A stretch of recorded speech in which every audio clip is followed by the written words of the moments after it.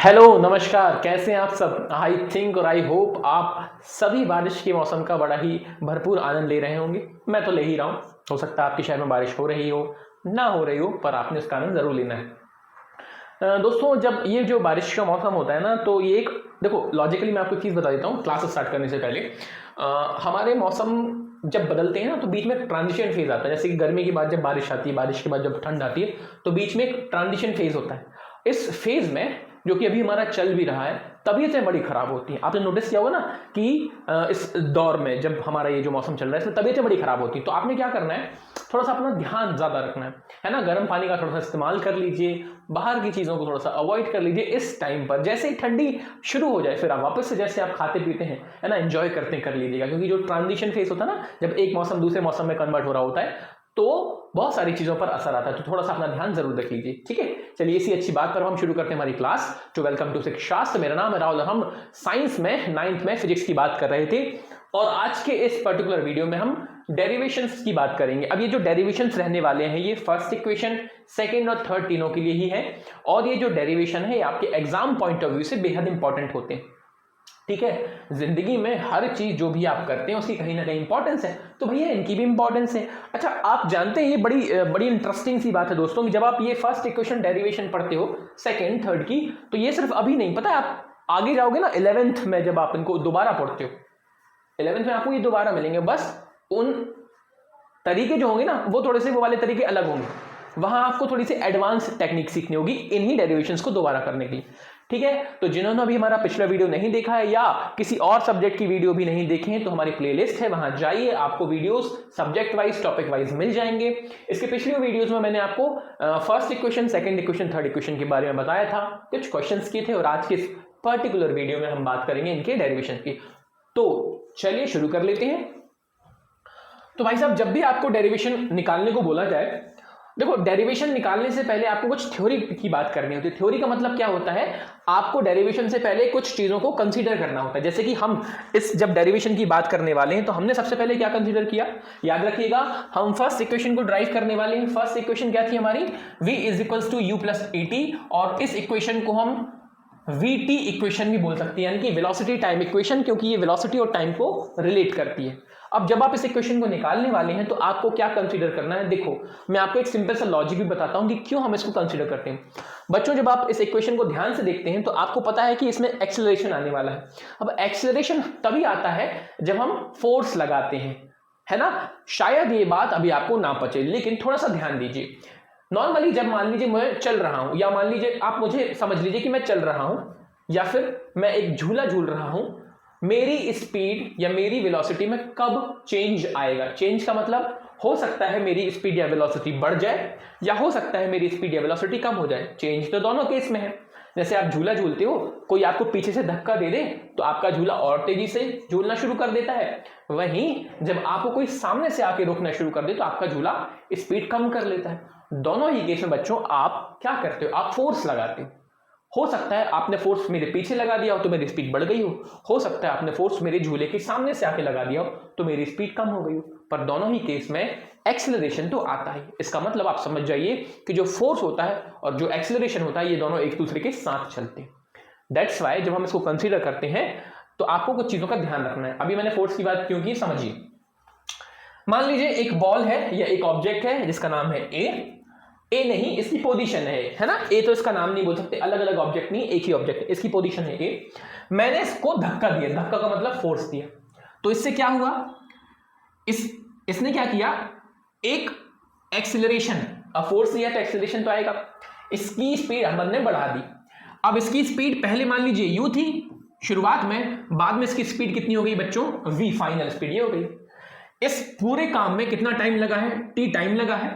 और यहां से लेके यहां तक हमारा जो ऑब्जेक्ट है उसने टोटल एस, यानी कि टोटल एस डिस्प्लेसमेंट उसने ट्रेवल किया। ये आपने मान लेना है, ठीक है। ये आपके सामने लिखा भी है कि consider an object moving with uniform acceleration. याद रखिएगा, हम हमेशा यूनिफॉर्म एक्सेलरेशन लेते हैं in a straight line from point A to point B, having initial velocity u, final velocity v, and time कितना है टी, और डिस्प्लेसमेंट कितनी है एस। ये सारी बातें आपने मान लेनी है, ठीक है। चलिए अब हम करते हैं इसको शुरू। तो अब आपने क्या करना है, सिंपल सी बात है, फर्स्ट इक्वेशन को, डेरिवेशन को स्टार्ट करने के लिए आपने सबसे पहला काम करना है एक्सीलरेशन की डेफिनेशन को यूज करना है। अब आप जानते हैं कि जो हमारी एक्सीलरेशन की डेफिनेशन है वो क्या कहती है, अरे आ जाओ पेन भैया, एक्सीलरेशन की डेफिनेशन कहती है चेंज इन वेलोसिटी, चेंज, पहले आपको लैंग्वेज में लिख देना है, change in velocity divided by time. बच्चों मेरी राइटिंग बहुत अच्छी है ना, हो सकता है किसी को पसंद ना आ रही, पर एडजस्ट कर लीजिए क्योंकि मेरी राइटिंग मुझे पता है बहुत अच्छी है, समझ में आना चाहिए दोस्त, सीधी सी बात है। Change in velocity upon time, इसका मतलब क्या लिख सकते हो, चेंज इन वेलोसिटी को मतलब ये जो ट्राइंगल है ना, ये चेंज को दिखाता है, हमेशा याद रखिए, आगे की क्लासेस में भी काम आएगा। इसको हम लोग कभी कभी डेल्टा, कभी कभी कुछ तो भी बोलते हैं, बट अभी आप लोग इतना याद रखिए कि जो ट्राइंगल है वो चेंज को दिखाता है, जो change in velocity upon time. मैंने कहा ठीक है। अब चेंज का मतलब सर पहले आपकी वेलोसिटी कितनी थी u, बाद में कितनी हो गई v, तो मान लीजिए आप जब चेंज निकालेंगे तो हमेशा क्या करते हैं, final minus initial upon t, यहां एक्सेलरेशन चल ही रहा था। लीजिए बस इसको शॉर्ट आउट बोल रहा हूं, इसको आप क्या कर लीजिए, थोड़ा सा सरल कर लीजिए, है ना, शॉर्ट कर लीजिए। तो आप इसको क्या करने वाले हैं, t को यहां करने वाले हैं, at हो जाएगा v minus u, v is equals to u plus at। मैंने क्या किया, इक्वेशन को थोड़ा सा सरल कर लिया, u को इस तरफ पहुंचा दिया, तो ये हमारी हो गई फर्स्ट इक्वेशन, और ये अपन ने ड्राइव भी कर ली, ये हो गया भैया खेल खत्म। लेकिन लेकिन लेकिन अभी जो आपके सामने इक्वेशन मैंने सॉल्व की है बच्चों, ये मैंने किस मेथड से की है, तो ये मैंने की है अलजेब्रिक मेथड से। ध्यान से सुनिए, ध्यान से समझ लीजिए, जब भी आपको डेरिवेशन निकालने आता है तो आपके पास दो मेथड्स होती हैं, है ना। पहली होती है अलजेब्रिक मेथड, जो मैंने आपको सिंपल बता दी है।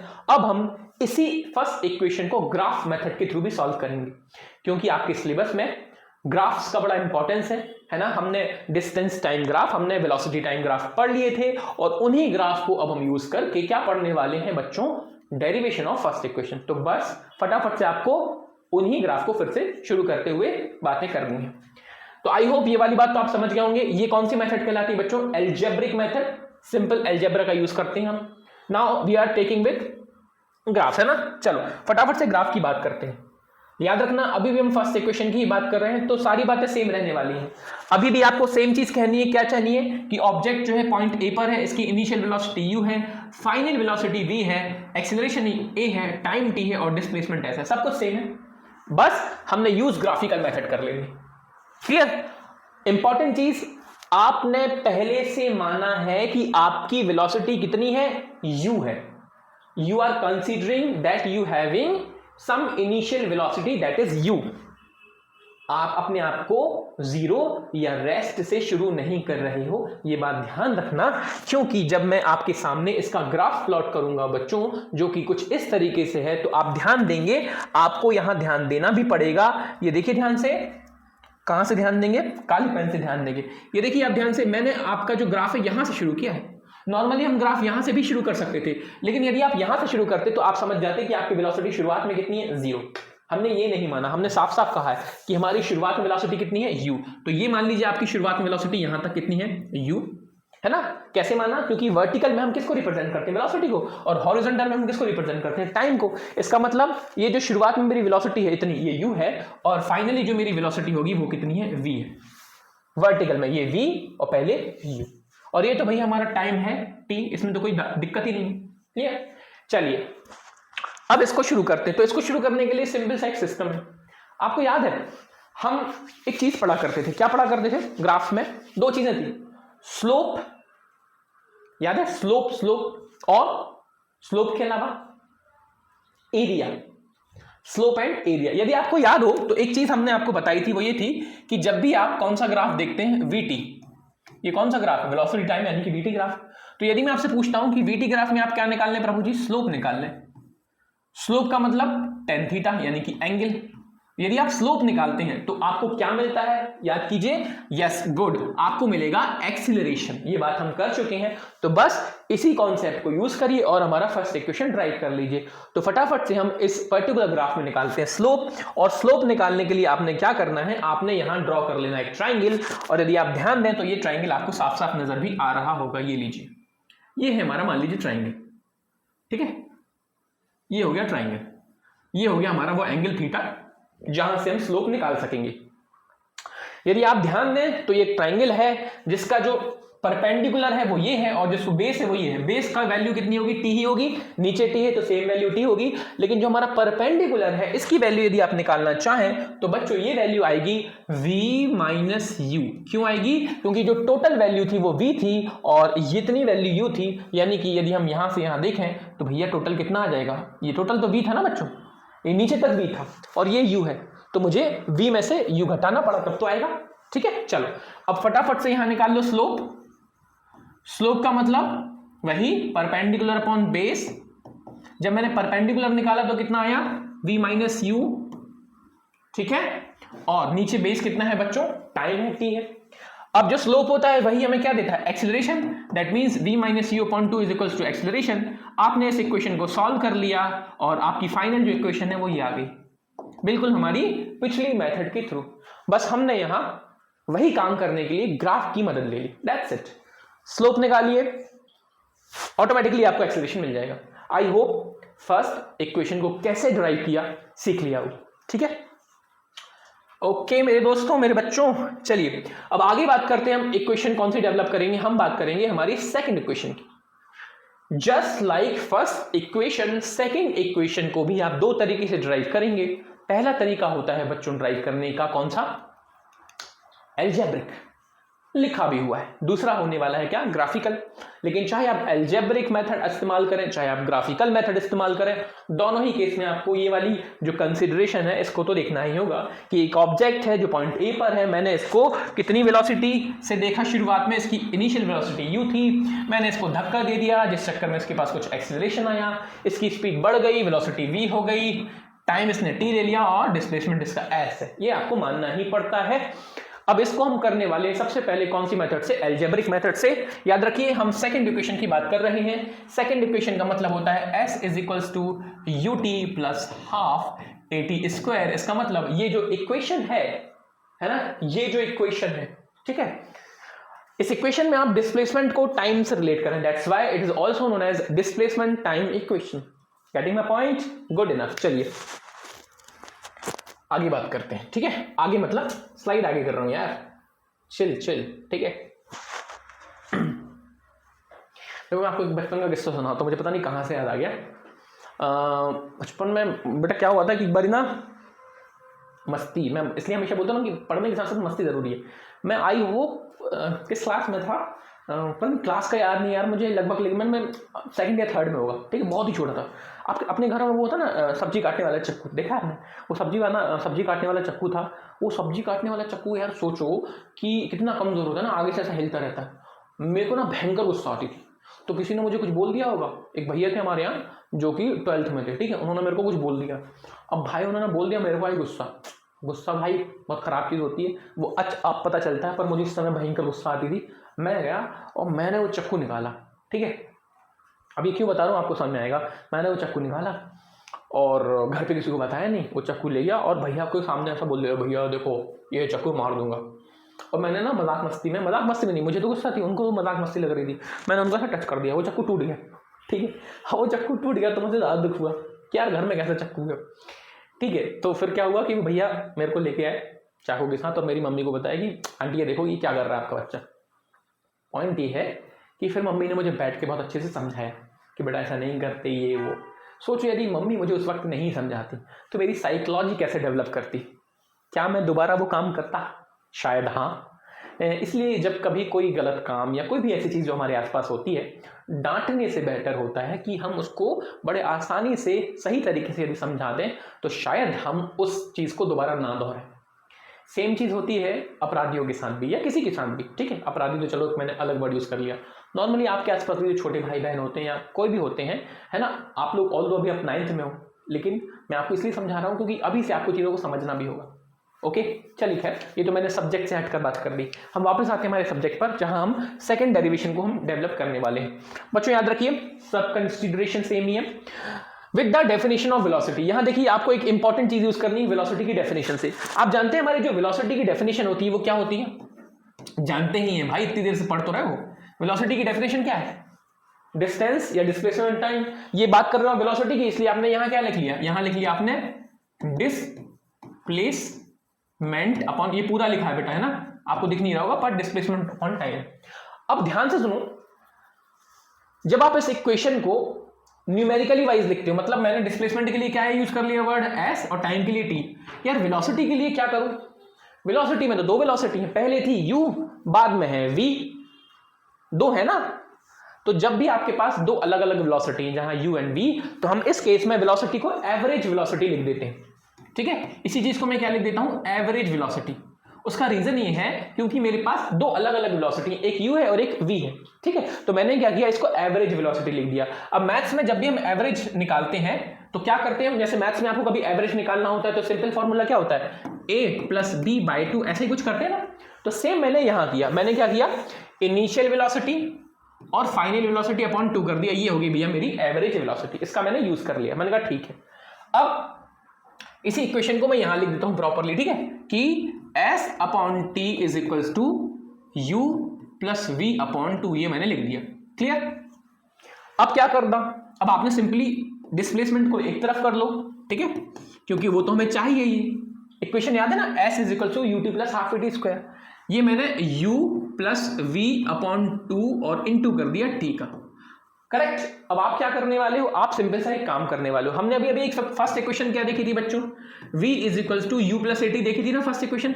बस इस फर्स्ट इक्वेशन को यहां शिफ्ट कर दीजिए, ये जो v है ना इसकी वैल्यू यहां डाल दीजिए, ठीक है। जैसे ही आप ये करोगे तो ये हो जाएगी सिचुएशन कुछ ऐसी, u प्लस v की वैल्यू डाल रहा हूं, ध्यान से देखिएगा, u प्लस ए टी, नीचे 2 हमारा पहले से था और यहां बाजू में t पहले से था, करेक्ट। यही सारी चीजें यहां चल रही थी। अब इसको जैसे ही आप सॉल्व करोगे तो ध्यान से देखो क्या बनने वाला है, ये u जो है वो डबल हो जाएगा, 2u प्लस ए टी, बाहर t है और यहां नीचे लिखा हुआ है 2, ठीक है।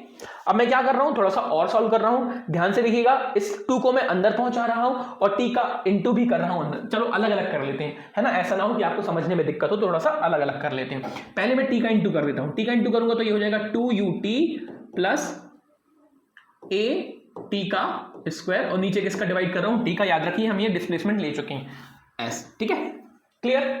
अब 2 का डिवाइड कर दीजिए, जैसे आप 2 का डिवाइड करोगे तो प्रभु जी ये क्या हो जाएगा, ये हो जाएगा s is equals to u t plus half a t square. लीजिए ये आ गई आपकी सेकंड इक्वेशन मोशन की, है ना, ये हमारी इक्वेशन आ चुकी। सिंपल सा था ना, ठीक है।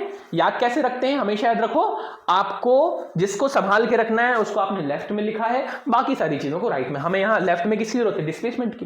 क्लियर है बच्चों। इस तरीके से आप अलजेब्रिक मेथड का यूज करके सेकंड डेरिवेशन को ड्राइव कर सकते हैं। नाउ हम इसी सेकंड इक्वेशन को ड्राइव किसके थ्रू करेंगे, तो बिल्कुल सही पकड़ा है आपने। अरे पकड़ा क्या, वो तो आप जानते हो ना, मैंने ही बताया था, ग्राफिकल मेथड से हम इसको यूज करने वाले हैं, ड्राइव करने वाले हैं। तो फटाफट से अब हम ग्राफिकल मेथड्स को भी सीख लेते हैं। तो देखो, जब भी आप ग्राफिकल मेथड को यूज करने वाले हैं या किसी भी मेथड को यूज करने वाले हैं, मैं 2 बारी बता चुका हूं आपको, फिर से आपकी कंसीडरेशन सेम रहने वाली है। ऑब्जेक्ट पॉइंट ए पर है, फिर बी पर है, वेलोसिटी आपकी इनिशियली कितनी रहने वाली है, इनिशियली u है वेलोसिटी, फाइनली आपकी v है, एक्सीलरेशन a है t और डिस्प्लेसमेंट ये। अब इंपॉर्टेंट चीज होती है ग्राफ में, ग्राफ को समझना बेहद जरूरी। देखिए अभी मैंने आपको एक चीज बताई थी कि जब आप ग्राफ देखते हो वेलोसिटी और टाइम का, तो हमने 2 बेहद इंपॉर्टेंट चीजें पढ़ी थी। वीटी ग्राफ में आपको 2 बेहद इंपॉर्टेंट चीजें मैंने बताई थी, एक बताया था स्लोप और एक बताया था एरिया। स्लोप का इस्तेमाल हम फर्स्ट इक्वेशन को ड्राइव करने के लिए करते हैं। यहां मैं निकालने वाला हूं इसका एरिया, यानी कि आपको VT ये जो ग्राफ दिख रहा है, ये जो लाइन दिख रही है, इसके नीचे वाला एरिया निकाल देना है। इसका मतलब आपको निकाल देना है ये वाला हिस्सा, ये वाला हिस्सा, ये वाला हिस्सा। जैसे ही आप इस ग्राफ के एरिया को निकाल देंगे तो आपको ऑटोमेटिकली क्या मिल जाएगा, जब हम एरिया निकालते हैं तो आपको क्या मिल जाता है, डिस्प्लेसमेंट। याद है ना आपको, VT ग्राफ का जो एरिया होता है वो डिस्प्लेसमेंट शो करता है। तो बस आपको एरिया निकाल देना है। देखिए कैसे निकालते हैं हम। चलो तो शुरू करते हैं, हम ग्राफ का निकालते हैं बच्चों। क्या, VT ग्राफ में हम निकाल देते हैं एरिया। अब एरिया यदि आपको निकालना है, दैट मींस आपको क्या निकालना है, टोटल आपको जो एरिया चाहिए बेटा वो किसका चाहिए, AO, इसको नाम दे देते हैं M, ABMO, इस पूरे को चाहिए ना, है ना। इसका मतलब यदि आप टोटल एरिया निकालेंगे तो वो किसको रिप्रेजेंट करेगा, डिस्प्लेसमेंट को। ऐसे लिख देता हूं, displacement is equals to total area. अब एरिया का मतलब area of A B M O, simple सा लॉजिक है। लेकिन यदि आप थोड़ा ध्यान से देखें, ये जो पर्टिकुलर आपको शेप दिख रहा है, यदि मैं इसको तोड़ दूं, आधा आधा कर दूं, तो ऊपर वाला हिस्सा ट्राइंगल को रिप्रेजेंट कर रहा है, वहीं जो नीचे वाला हिस्सा है ये एक रेक्टेंगल को रिप्रेजेंट कर रहा है। यानी कि मुझे पूरा एरिया यदि चाहिए है तो क्या मैं ऐसा लिख सकता हूं, area of A B D plus area of A D M O. क्या हम ऐसा कर सकते हैं? बिल्कुल कर सकते हैं। बस इसी चीज को आप यूज कर लीजिए, फटाफट से हम इस पर भी काम कर लेते हैं। देखिए मैंने क्या किया, सबसे पहले इस ट्राइंगल का यानी कि ए बी डी का एरिया निकाला। अब ट्राइंगल का एरिया आप जानते हैं ना, ट्राइंगल का एरिया होता है half into base into height. वहीं यदि हम इस रेक्टेंगल की बात करें तो आप ये भी जानते हैं कि रेक्टेंगल का होता है लेंथ इंटू विड्थ, यानी कि साफ साफ आप बोल सकते हैं ए ओ इंटू एम ओ, क्योंकि ये लेंथ और ये विड्थ की तरह काम करने वाला है। ठीक है, चलिए फटाफट इसकी वैल्यूज पुट कर देते हैं। याद रखिएगा हम पहले ही इस पर बात कर चुके हैं कि ये जो हिस्सा है ये क्या है बच्चों, ये u है, और ये जो टोटल हिस्सा है ये क्या है बच्चों, ये है v। तो यदि मैं आपसे पूछता हूं कि ये वाला हिस्सा कितना है, ये वाला, तो आप बता सकते हैं ना v माइनस यू, और ये वाला कितना है, ये तो आप जानते हैं u होता है। ठीक है, चलो ट्राइंगल पर बात करते हैं। सबसे पहले ट्राइंगल का मतलब half base into height. Half base, इस ट्राइंगल में आप मुझे बताइए बेस कौन होगा, तो ये होगा ना AD। AD क्या है, बेस की तरह है, और AD की वैल्यू कितनी होगी, टाइम के बराबर। ठीक है, तो आपने सबसे पहले क्या किया, हाफ के बाजू में लिख दिया टाइम t। अच्छा हाइट कितनी होगी इस ट्राइंगल की, तो हाइट ये है BD की वैल्यू आ चुकी है v माइनस यू, तो आपने वो भी लिख दी v माइनस यू, कोई दिक्कत की बात नहीं। फिर बाजू में जब आप गए तो बाजू में देखिए बेटा AO और MO लिखा है, यानी कि अब हमें रेक्टेंगल का एरिया निकालना है। रेक्टेंगल का मतलब ये AO का मतलब U, और ये टोटल जो है वो T है।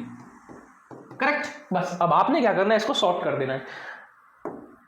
याद रखिए फर्स्ट इक्वेशन यहां भी यूज होती है। फर्स्ट इक्वेशन क्या थी, v is equal to u plus AT।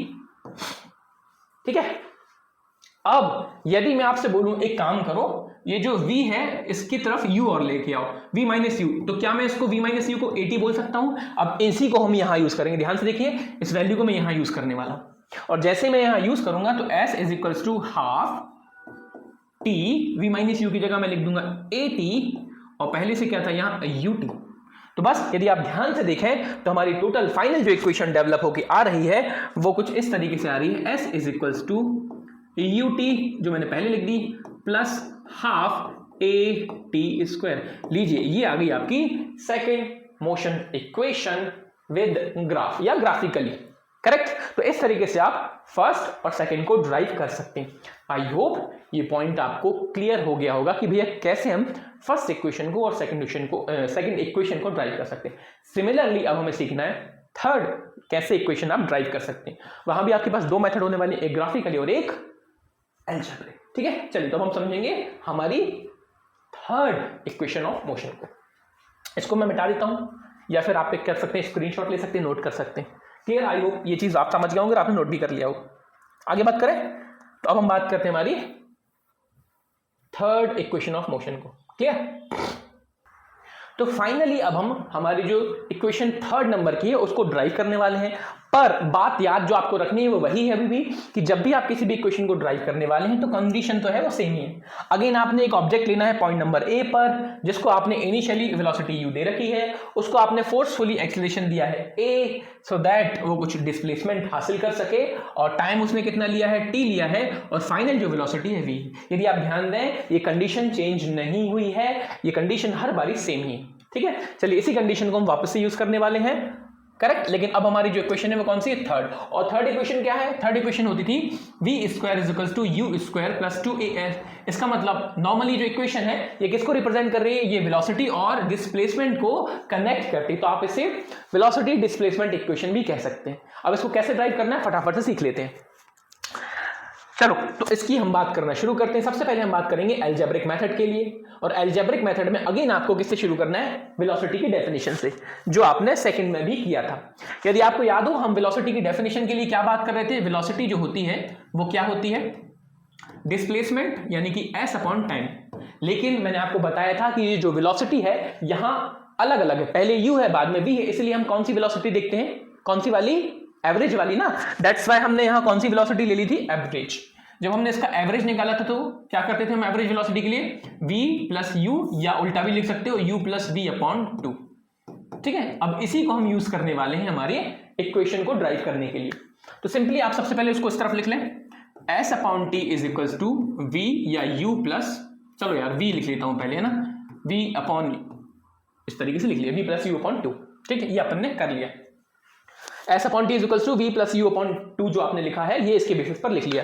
अब आपने क्या करना है, सिंपल तरीका है, आपने सबसे पहले इन सारी चीजों को सॉर्टिंग कर लेनी है। सॉर्टिंग कैसे करेंगे आप ध्यान से देखें, s ये 2 हो गया, इस तरफ लिख लीजिए v प्लस u और यहां लिख लीजिए आप क्या, t।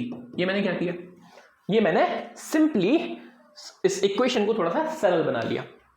अब यदि आप कभी भी कंफ्यूज हो जाए तो आप क्या कर सकते हो, आपको इतना तो पता होना चाहिए कि हमारी जो इक्वेशन है उसमें v square is equals to u square plus 2as, इस तरीके से चीजें चाहिए।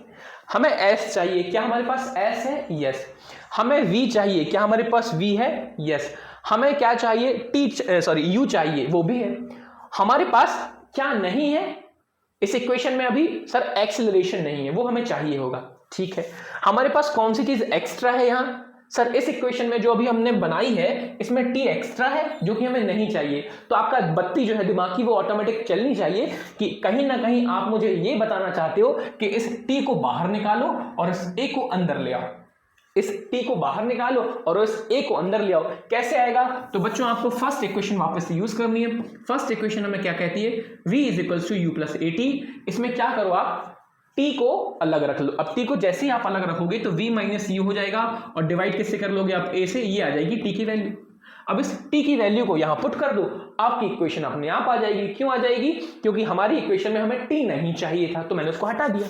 अब जैसे आप t की वैल्यू यहां शिफ्ट करोगे देखो क्या होगा, t की वैल्यू शिफ्ट करने से यहां ये होगा v plus you into v minus you divided by a। ठीक है, कोई दिक्कत की बात नहीं है। अब यदि आप याद करें बचपन में मैथ्स में अभी भी आपने, या फिर आगे भी, बचपन में अभी भी और आगे भी, ठीक है, पास्ट प्रेजेंट फ्यूचर तीनों में आप इक्वेशन पढ़ते हो, इक्वेशन नहीं बोलूंगा, एक फॉर्मूला होता है। ठीक है, a plus b into a minus b, इसका फॉर्मूला क्या होता है बच्चों, a square minus b square, जानते हो ना आप। तो बस वही चीज हम यहाँ यूज करने वाले हैं। देखिए ये प्लस में है और ये माइनस में है, तो क्या बन जाएगा, ये सीन कुछ ऐसा हो जाएगा। अच्छा, ए को मैं यहां पहुंचा भी देता हूं, है ना, इस तरह पहुंचा देता हूं, 2as v square minus you square. बस इसको थोड़ा सा और आसान कर लीजिए तो इक्वेशन बन जाएगी v square is equals to u square plus 2as। लीजिए, ये आ गई आपकी थर्ड इक्वेशन। किस मेथड से, अलजेब्रिक मेथड। आई होप ये बात समझ गए होंगे। हमेशा जो बच्चों याद रखनी होती है वो बात, किसी भी स्टेट में यदि आपको कंफ्यूजन हो रहा है तो याद रखो कि हमें किस चीज को हटाना है। जैसे इस इक्वेशन में मुझे t को हटाना था तो मैंने t की वैल्यू को रिप्लेस कर दिया, हमारा इक्वेशन अपने आप आ गया। चलिए अब इसी मेथड को हम सीख लेते हैं ग्राफ की मदद से। ग्राफ में क्या करना होता है, देखो ध्यान से, अरे अरे आराम से सबसे पहले तो ये बताना होगा ना भैया कि ग्राफ के लिए भी आपको क्या मानना है, वही बातें माननी है। ठीक है, वो देखो फट से खुद ब खुद आ गया था ग्राफ। ठीक है, क्योंकि उसको भी पता था, हमारे बोर्ड को भी पता है कि यार तुम लोग अब तक सीख चुके हो कि यार हर बार वही बात माननी है, तो बस इसलिए वो भी डायरेक्ट हमारे ग्राफ पर आ गया। तो बस हम भी वहीं से शुरू कर लेते हैं। बच्चों याद रखिएगा, आपको सेम कंसिडरेशन लेनी है। सेम ऑब्जेक्ट पॉइंट ए पर है, फिर वो बी पर जाएगा, आपने फोर्स लगाया तो एक्सीलरेशन ए आया, हमें टाइम टी मिला, हम डिस्प्लेसमेंट कितना कर लिए, एस कर लिए। ठीक है, चलिए अब इस ग्राफ को यूज करते हैं और निकालते हैं हमारी कौन सी इक्वेशन, थर्ड इक्वेशन। कैसे निकालेंगे, सिंपल सा तरीका है और वो तरीका ये है कि अगेन आपने इसके एरिया को यूज करना है, ग्राफ के एरिया को। जैसे ही मैं ग्राफ के एरिया को यूज करूंगा तो मुझे क्या मिल जाएगा, डिस्प्लेसमेंट मिल जाएगा। लेकिन एक ट्विस्ट है, यदि आपने सेकंड इक्वेशन को ड्राइव किया है तो हमने जब एरिया निकाला था तो हमने एरिया को तोड़ दिया था, ऐसे किया था ना, हमने एरिया को तोड़ दिया था, ऊपर वाला ट्राइंगल अलग काउंट किया था और नीचे वाला रेक्टेंगल अलग काउंट किया था। लेकिन इस बार हम बोल रहे हैं कि भैया ये सब मत करो, ये पूरा एरिया एक साथ कैलकुलेट करो। और जब हम पूरा एरिया एक साथ कैलकुलेट करना चाहेंगे तो आई थिंक ये आपको एक ट्रेपेजियम की तरह दिख रहा होगा। क्या ये आपको एक ट्रेपेजियम की तरह दिख रहा है? और नॉर्मली जब हम किसी भी शेप को ट्रेपेजियम की तरह देखते हैं तो आपको इसमें ये वाली जो लाइंस है ये पैरेलल दिख रही होंगी और ये वाली लाइंस तो पैरेलल है ही नहीं। अब यदि मैं इसका एरिया निकालना चाहूँ ट्रेपेजियम का तो क्या होता है, ध्यान से सुनिएगा। निकालने से पहले मैं आपको बता देता हूँ, ये वाली वैल्यू कितनी थी बच्चों, u था। ये टोटल वैल्यू कितनी थी बच्चों, v थी, करेक्ट। और यहां से इस पैरेलल लाइंस जो AO और ये जो BM है इसके बीच का जो डिस्टेंस है वो कितना है टोटल, ये तो t ही है, ठीक है, ये आप जानते हैं। अब करना कैसा है, सिंपल सा लॉजिक है, देखो मैं आपको बता देता हूं। ट्रेपेजियम जो होता है इसका जब हम एरिया निकालते हैं तो इसका सिंपल लॉजिक क्या है, इसका सिंपल लॉजिक भी वही है। आप लिखने वाले सबसे पहले हाफ, और क्या करना होता है बच्चों पता है आपको जो पैरेलल लाइंस होती हैं, कौन सी वाली लाइंस, पैरेलल, AO और BM पैरेलल जो होती है इनको ऐड करना होता है। तो मैंने ऐड कर दिया, तो सर AO प्लस BM ये मैंने ऐड कर दिया। और इनके बीच में जो परपेंडिकुलर डिस्टेंस होती है, इनके बीच में जो परपेंडिकुलर डिस्टेंस होती है इसको हम क्या कर लेते हैं, परपेंडिकुलर का मतलब इनके बीच की जो डिस्टेंस है उसको हम क्या कर देते हैं, इनटू। तो ये हो गया भैया t का इनटू, ठीक है। या फिर इसको भी पहले क्या लिख देता हूं, OM लिख देता हूं, लीजिए। अब क्या हुआ इससे, हाफ AO की वैल्यू u, BM की वैल्यू क्या है बच्चों, BM की वैल्यू कितनी है, v है, और OM की वैल्यू कितनी है, t है। ये आ गया, ठीक है। अच्छा मैंने मिस्टेक कर दी बेटा, ये प्लस करना था ना, मैंने इनटू कर दिया, इसको प्लस करना है ना, हमने ऊपर सही लिखा है, नीचे गलत लिख लिया। AO का मतलब u हो गया और BM का मतलब क्या हो गया, v हो गया, है ना। सोचो ऊपर सही लिखा, मैंने नीचे में प्रिंट कर दिया, ऐसा नहीं करना है। चलिए बाजू में हमने OM का मतलब कितना लिख लिया, t लिख लिया, ठीक है, ये अपन ने कर लिया। अब सिंपल वही तरीका जो अभी आपने पहले किया था अलजेब्रिक मेथड में, ध्यान से देखिए, हाफ हमने लिखा, फिर हमने पैरेलल जो भी लाइन थे उनका सम कर लिया। पैरेलल लाइंस में AO का मतलब u था, BM का मतलब v था, और परपेंडिकुलर जो डिस्टेंस इसका मतलब t था। अब सेम काम करना है कि भैया v is equals to u plus AT में हमारा जो t है इसकी वैल्यू निकालेंगे तो v minus u upon a आ जाएगा। अब इसी को हम यहाँ यूज करेंगे, और जैसे ही हम यहाँ यूज करेंगे तो सिचुएशन हो जाएगी हाफ v प्लस u, और t की वैल्यू कितनी हो जाएगी, v minus u upon a। बस इसको आप क्या कर दीजिए, थोड़ा सा सरल बना देंगे तो सेम काम हो रहा है जो अभी आपने पिछले केस में किया ना, बिल्कुल सेम ही हो रहा है। इन दोनों के बीच में आप लगा देंगे a प्लस बी का होल स्क्वायर वाला सिस्टम, नहीं, और नॉट a प्लस बी का whole square, a plus b into a minus b है ना, जिसका फुल फॉर्मूला क्या होता है, a square minus b square. इसी वजह से ये क्या बन जाएगा, b square minus u square. नीचे हमारे पास यहाँ a है वो लिख दिया, नीचे यहाँ 2 है ये लिख दिया, ठीक है। और लेफ्ट में क्या चल रहा था, डिस्प्लेसमेंट। अब इसको आसान कर लीजिए तो सिचुएशन क्या हो जाएगी, सिचुएशन ये हो जाएगी s 2 और a, और यहाँ v square minus u square. अब थोड़ा सा और आसान कर ले, थोड़ा सा और आसान करेंगे तो क्या हो जाएगा, v square is equals to u square plus 2as। क्या हमारी इक्वेशन डेवलप हो गई, yes, this is our third motion equation या third equation of motion. I hope ये तीनों ही इक्वेशन किस तरीके से ड्राइव करते हैं आप सीख गए होंगे, क्योंकि ये आपके चैप्टर का बेहद इंपॉर्टेंट पार्ट होता है। ठीक है बच्चों, तो आज के लिए इस वीडियो के लिए मैं इतना ही रखने वाला हूं, क्योंकि आपने फर्स्ट सेकंड और थर्ड तीनों को ही अच्छे तरीके से सीख लिया है। इसको एक बार अच्छे से दोबारा देख लीजिए, खुद से भी प्रैक्टिस कर लीजिए, और वीडियो पसंद आया तो लाइक सब्सक्राइब जरूर कर लीजिएगा, सब्सक्राइब तो कर ही लीजिए, ठीक है। चलिए, थैंक यू फॉर टुडे बच्चों।